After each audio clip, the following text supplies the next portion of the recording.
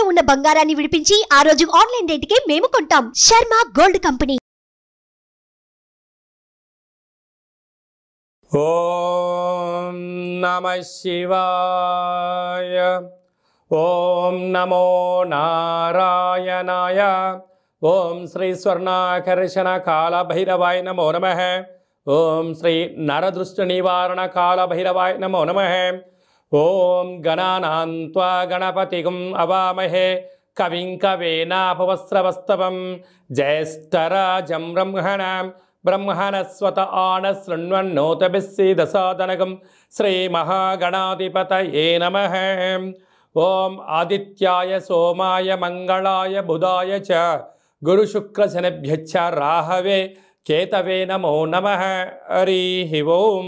శ్రీ క్రోధినామ సంవత్సరంలో అందరికీ నిండు నూరేళ్ల ఆయురారోగ్యాలను ప్రసాదించాలని, వారాలు 7, తిథులు 15, నక్షత్రాలు 27, రాసులు 12, లగ్నాలు 12, మహర్దశలు 9, అలాగనే షడ్రుచుల సమ్మేళనమే 6 ఋతువులతో కూడుకున్నటువంటి తీపి, కారం, పులుపు, చేదు, వగరు అనేటువంటిది ఎలా ఉంటుందో మనిషి జీవితంలో కష్టాలు సుఖాలు ఎప్పుడు ఉంటాయి.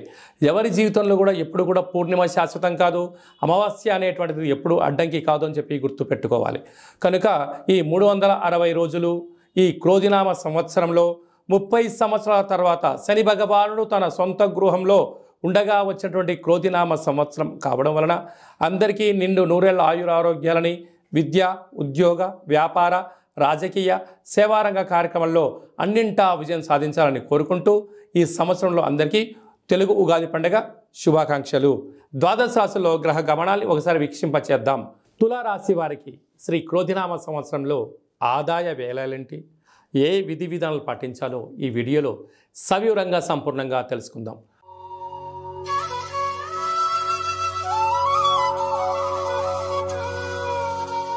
తులారాశిలో ఏ నక్షత్రాలు వస్తాయనగా చిత్తా నక్షత్రంలోని 3వ పాదం, 4వ పాదం, స్వాతి నక్షత్రంలోని 4 పాదాలు, విశాఖ నక్షత్రంలోని 1, 2, 3 పాదములు కలిపితే తులారాశి. తులారాశికి అధిపతి శుక్రుడు. ఈ శుక్ర భగవానుడు ఈ సంవత్సరము సేనాధిపతి, అర్ఘ్యాధిపతి, మేఘాధిపతి అవ్వడం వలన వీరికి సస్యశ్యామలమైన జీవన విధానం, జీవితం పైన ఒక ప్రణాళిక, విజయానికి ఎలా ప్రగతి 10 మెట్లు అన్నట్టుగా వీరు చక్కబెట్టుకోవడంలో అద్భుతమైనటువంటి జీవన శైలి వీరు సొంతం కాబోతుందని చెప్పి గమనించాలి. కాకపోతే వీరి యొక్క ఆదాయం 2, వ్యయం 8. అధికంగా ఖర్చు పెట్టేటువంటి రాశులలో తులారాశి కూడా ఒకటి అని చెప్పి గమనించాలి. అంటే ఆదాయం ₹2 ఉంటే ₹8 ఖర్చు పెట్టబోతున్నారు అంటే ₹6 అదనంగా సంపాదించడానికి సమయాన్ని ఏర్పాటు చేసుకోవాలి. అధికస్య అధిక ఫలితం అన్నట్టుగా కొద్దిపాటి సోమరితనాన్ని పక్కన పెట్టి ప్రణాళికాబద్ధంగా ఒక జాబ్ చేసేవాళ్ళు పార్ట్ టైం జాబ్ ఎత్తులాడుకోగలిగినట్లయితే ఈ ఖర్చుల్ని అధిగమించే ప్రయత్నం చేయగలగాలి. లేదు అన్నట్లయితే అప్పులు, రుణ సమస్యలు, రోగ సమస్యలు మిమ్మల్ని వెంటాడే పరిస్థితి అధికంగా ఉంటుంది. తస్మాత్ జాగ్రత్త. రాజ్యపూజ్యం 1, అవమానం 5.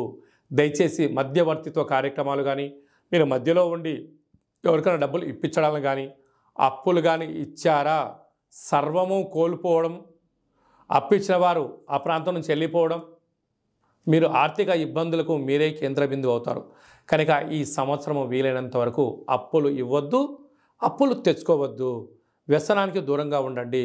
ఖర్చును క్రమబద్ధీకరించుకోగలిగినట్లయితే రాబోయే కాలం మంచి కాలం అని చెప్పి మీరు గమనించగలగాలి. అలాగా చిత్తా నక్షత్ర జాతకులకు ఆరోగ్య పరిస్థితి చాలా బాగుంటుంది. స్వాతి నక్షత్ర జాతకులకు మధ్యసున్న కారణం వలన మనోవేదన, ఈ పని చేయాలా చేయకూడదా, చేస్తే ఏమవుతుంది, చేయకపోతే ఏమవుతుంది అనేటువంటి మానసికమైన సంఘర్షణలో మీరు ఉండేటువంటి పరిస్థితి ఉంటుంది. కనుక ఏదైనా తెలిస్తే చేయండి, లేకుంటే తల్లిదండ్రులను కానీ, గురువులను కానీ, ఆధ్యాత్మికవేత్తలు కానీ, మీరు ఏదైతే వృత్తులు చేస్తున్నారో ఎక్స్పర్ట్స్తో, నిపుణులతో సలహా తీసుకొని పనిచేసినట్లయితే ఈ మనోవేదనకు దూరం అయ్యే పరిస్థితి అధికంగా ఉంటుంది. విశాఖ నక్షత్ర జాతకులకు డిసెంబర్ వరకు బాగుంటుంది. డిసెంబర్ నుంచి తిరిగి ఉగాది పండుగ వరకు చివరి సున్నా కావడం వల్ల రోగము, ఇబ్బందులు, ఆర్థిక పరిస్థితులు, వాహన ప్రమాదాలు, సర్జరీలు జరిగే పరిస్థితి ఉంటుంది. ఆరోగ్యాన్ని జాగ్రత్తగా భద్రపరచుకోగలగాలి. అలాగా సేనాధిపతి, అర్ఘ్యాధిపతి, మేఘాధిపతి శుక్రుడు అవ్వడం వలన వ్యవసాయ సోదరీమణులకు తెల్లటి పంట అనగా పత్తి, జొన్నలు, వడ్లు బాగా పండడము, ఎర్రటి నేలలు కలిసి రావడము, సకాలంలో వర్షాలు పడడము, వస్త్ర వ్యాపారాలు, అత్తరు, సెంటు, పన్నీరు, వస్త్ర వ్యాపారాలు, డైమండ్ బిజినెస్లు, అలాంటి వాహనాలు, క్రయ విక్రయాలు చాలాకి వీరి యోగదాయకం అని చెప్పి గమనించగలగాలి. కనుక వీలైనంత వరకు మౌనం, ధ్యానం, దానం, ధర్మం యోగదాయకం అని చెప్పి మీరు గమనించగలగాలి. కనుక మీరు కపాల కాలభైరవ స్వామిని స్మరించడం, ఆనంద కాలభైరవ స్వామి యొక్క దీపాన్ని పూజామందులో పెట్టడం, కపాల కాలభైరవ స్వామి యొక్క ముగ్గురు ఇంటి బయట పెట్టుకోవడం వలన శత్రుదృష్టి, నరదృష్టి తొలగిపోయి ఐశ్వర్యం, ఆనందం రైతు సోదరిమణులకు, గృహ భవన నిర్మాణ కార్యక్రమాల అందరికీ యోగదాయకం అని చెప్పి గమనించాలి. ఈ తెలుగు ఉగాది పండగ ఈ సంవత్సరం మొత్తాన్ని బాగా మనం పరిశీలించినట్లయితే గ్రహ గమనాలలో పెద్దగా మార్పులు లేవు. గురు భగవానుడు ఒక్కడే మేషరాశిలో నుంచి వృషభ రాశిలోకి సంచార స్థితి ఉంది.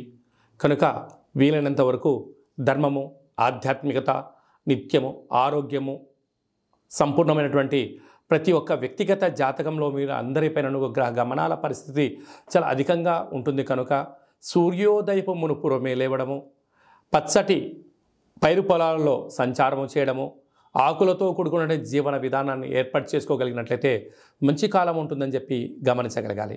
ఈ సంవత్సరము ఏప్రిల్ ఆఖరు నుండి ఆగస్టు 8వ తారీఖు వరకు, అనగా 100 రోజులు దరిదాపు వివాహాది శుభ కార్యక్రమ ముహూర్తాలు లేవని చెప్పి ముందస్తుగా గమనించగలగాలి.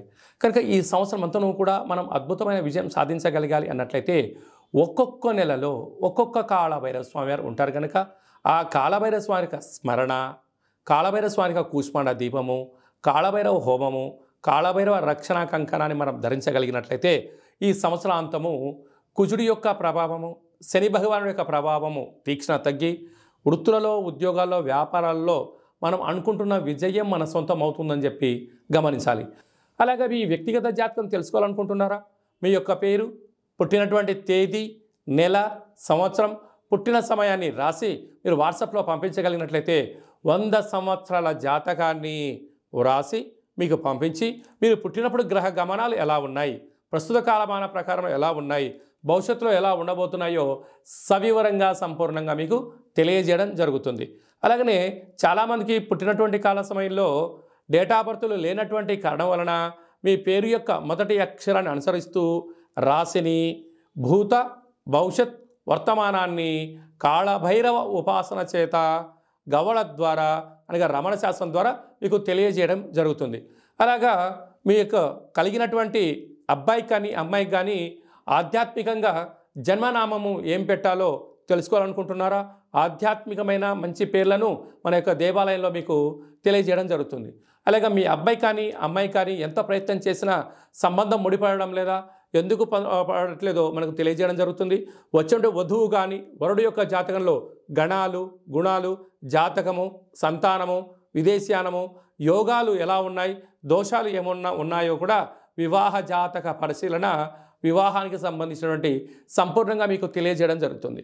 అలాగే గతంలో వివాహమైనటువంటి దంపతులు తరచుగా గొడవ పడడం కానీ, నిత్యం అనేక రకాల ఇబ్బందులతో పడడం కానీ, విడిపోవడం కానీ, అలాగే పోలీస్ స్టేషన్లు, కోర్టు మెట్లో విడాకులకు తీసుకోవాలి అనుకుంటున్న వారందరికీ కూడా ఒక చిన్న ఆధ్యాత్మిక సలహా ఏమిటయ్యా అనగా, మీ యొక్క పేరులో కానీ మీ జాతకంలో కానీ స్వల్పమైన మార్పులు చేయడం వలన మీకు ఎలాంటి ఇబ్బందులు లేకుండా పార్వతీ పరమేశ్వరులు ఎలా కలిసి ఉంటున్నారో అలాంటి కలిసి ఉండడానికి ఆధ్యాత్మిక సలహాలు, సూచనలు ఇవ్వడం జరుగుతుందని చెప్పి గమనించాలి.